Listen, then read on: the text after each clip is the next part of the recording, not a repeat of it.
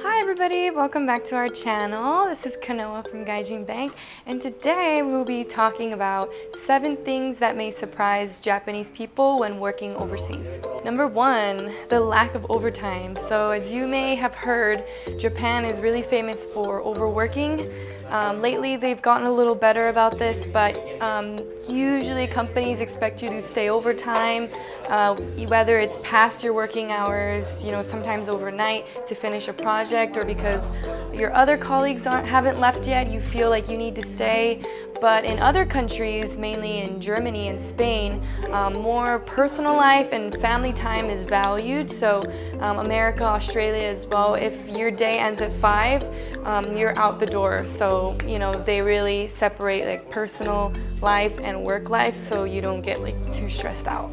Number 2, unapologetic attitudes. So you may have seen a lot of Japanese people in suits just bowing all the time. That might just be a greeting, but it also might be that they're apologizing. They love to show that they are personally responsible. This is a very socially responsible country, therefore even if it wasn't their mistake, they tend to apologize because they want to show hey, I can take responsibility for not even my own actions, but everybody else's actions. But in other places like China or Thailand, even if you make a mistake, you kind of don't want to admit to it and you rather just blame somebody else. So those might be, 2 different kinds of work styles. Number 3, tons of time off. So in Japan, people are really reluctant to take the time off, even if it's for birthdays, celebrations. I mean, you'll probably take some time off for your wedding or, a funeral or something, or you're giving birth. But other than that, it's kind of frowned upon to go out to Bali and take a vacation. I wonder why that is. I think it's just because of social responsibility, once again. Usually they take time off when they're sick, when they're really, really sick. They take their vacation time off as their sick days, even though they have sick days per year. So it's very strictly written down somewhere. Boss is watching out, making sure you're not having too much fun. No, I'm just kidding. But in other places, I know America, when they're oh, it's my birthday week, they're gone for a week wherever they want, and maybe they're replying to a few emails, but they're not expected to be completely working. So like I said in the last, number 2, they take personal life and work life separate, and they want to enjoy their life. Doesn't matter what anyone else says. Number 4, a focus on food. So in Mexico, they actually really, really value eating a meal together.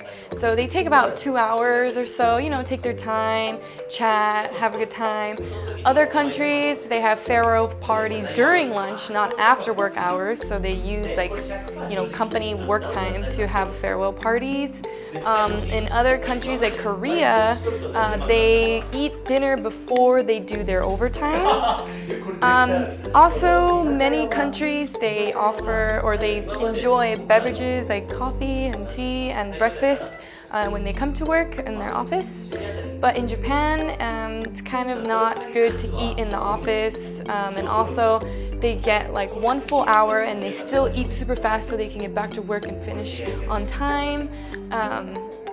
Yeah. And if they're drinking coffee in the morning, it's just not really to enjoy. It's just oh my gosh, I need some energy, I'm gonna die. Number 5, the obvious I in teams. So places like Russia, the hierarchy in the workplace is really, really obvious. So, those above area, they usually don't associate with those below. They do everything on command, not by request. So it seems the opposite of warm. I don't want to say it, but a little cold. In places like Australia, they change jobs very often, and if they have work meetings or not a party, but drinking and eating, after work hours, they're not really required to go. Americans, sometimes they're a little late on emails.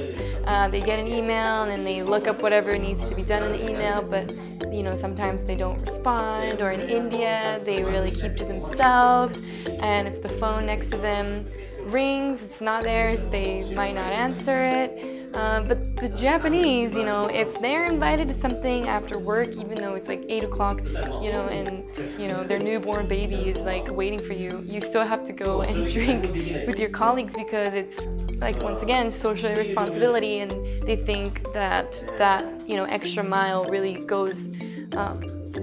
proves a lot in the workforce, and hopefully gets them more successful and higher up. Number 6, reverse gender roles. So in Northern Europe, their company is required to give men and women childcare leave.